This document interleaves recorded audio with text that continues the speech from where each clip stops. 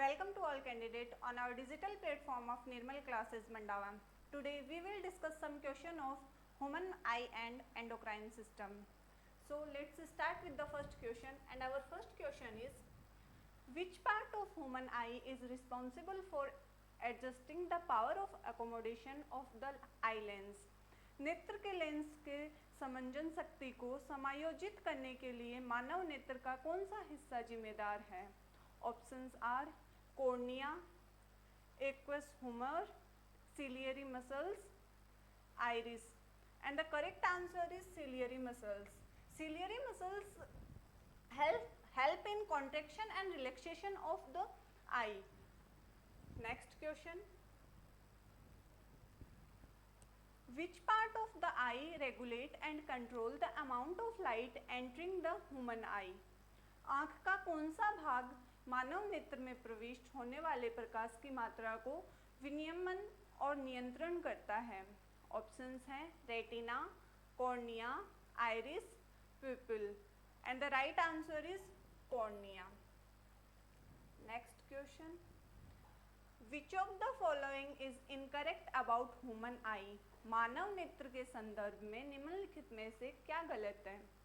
Options हैं the iris control the amount of light entering into I. Cone cells are sensitive to bright light. Rod cell sense color. At blind spot in eye there is no vision. So the incorrect option is rod cell sense color, because rod cells नहीं, cone cell नहीं, cone cell करता है, कौन cell है वो colour का sensation करता है, ना कि rod cell. Next question. Light rays enter the eye through the outer transparent structure at the front of the eye called the. प्रकाश किरणें आँख के सामने स्थित नामक बाहरी पारदर्शी संरचना के माध्यम से आँख में प्रवेश करती हैं. ऑप्शंस हैं lens, cornea, optic nerve, iris. तो इसका राइट आंसर क्या होगा? Iris. Next question. The near point for a normal eye is at a distance of. एक सामान्य नेत्र के लिए निकट बिंदु की दूरी है. ऑप्शंस हैं 30 centimetre from the eye, 20 centimetre from the eye, 25 centimetre from the eye, 23 centimetre from the I.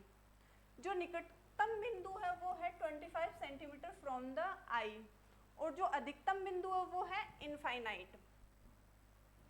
Next question. The image formed on retina of human eye is. मानव आंख की रेटिना पर बना प्रतिबिंब होता है. ऑप्शंस हैं virtual and erect, real and inverted, virtual and inverted, real and erect. तो इसका राइट आंसर है वास्तविक और उल्टा, real and inverted. Next question. Which type of lens is found in the human I?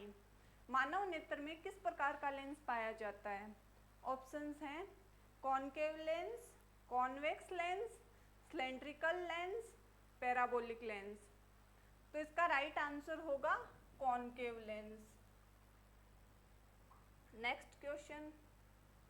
Where is the image of an object formed in human eye? मानव के नेत्र में वस्तु की छवि कहाँ बनती है? ऑप्शंस हैं कॉर्निया, आइरिस, प्यूपिल और रेटिना, और इसका राइट आंसर है प्यूपिल. Next question. Which of the following is used to correct the refractive defect of eye known as myopia? Myopia नामक आँखों के अपरिवर्तक त्रुटि को सही करने के लिए इनमें से किसका उपयोग किया जाता है?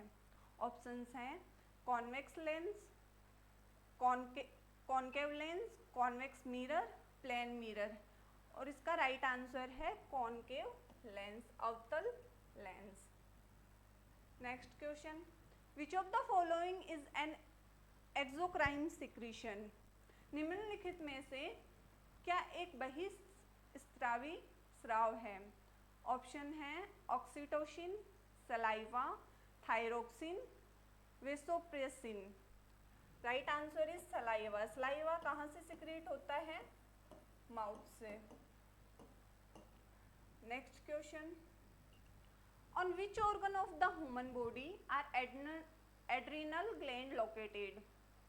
मानव शरीर के किस अंग पर अधिवृक्क ग्रंथियां स्थित होती हैं? ऑप्शंस हैं हार्ट, किडनी, लंग्स, लीवर। तो एड्रिनल ग्लैंड कहाँ स्थित होती हैं? किडनी पर।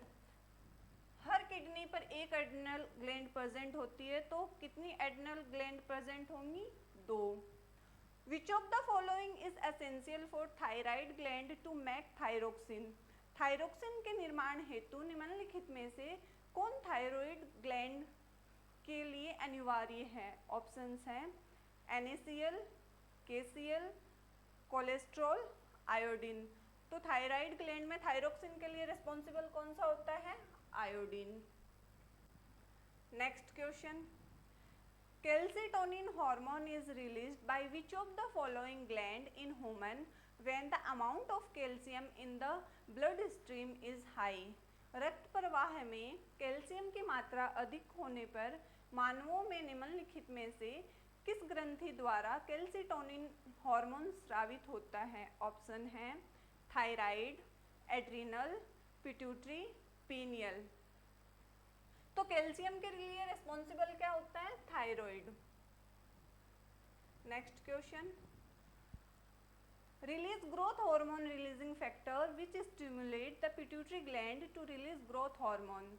ग्रोथ हार्मोन रिलीजिंग फैक्टर स्रावित करता है जो पीयूष ग्रंथि को वृद्धि हार्मोन स्रावित करने के लिए उत्तेजित करता है।